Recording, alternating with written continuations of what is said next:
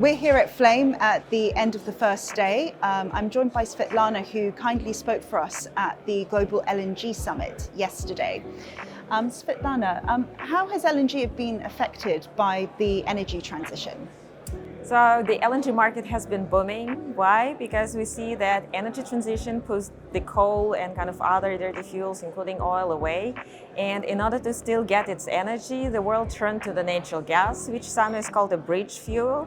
And so the expanding need for natural gas brought the more needs to transport it from the places where it's produced to the places where it's demanded. And so LNG, as the most flexible way to transport it, as you don't need to build the fixed pipelines, has been expanding. So it's been growing fast. And what new technologies do you think might emerge in the coming years? So now what we see is that because there is still some uncertainty with regard to for how long natural gas will stay around, and there is also increasing pressure with regard to the environmental footprint of the natural gas.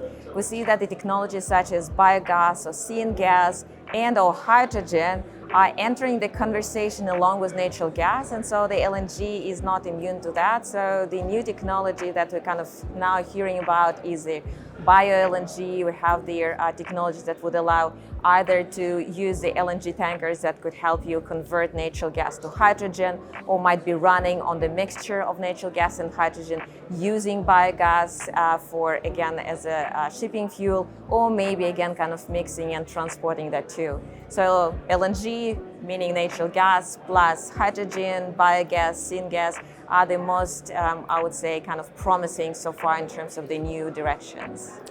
And what new avenues of supply do you think we might see for LNG? So that's a really good question. So I'll start first by considering that LNG is still kind of primarily natural gas, so methane as we know it.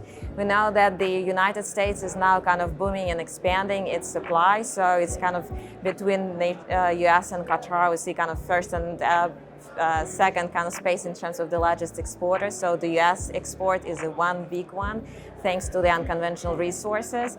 The second one that you probably have heard, but it's kind of still developing, is in Africa, so Mozambique.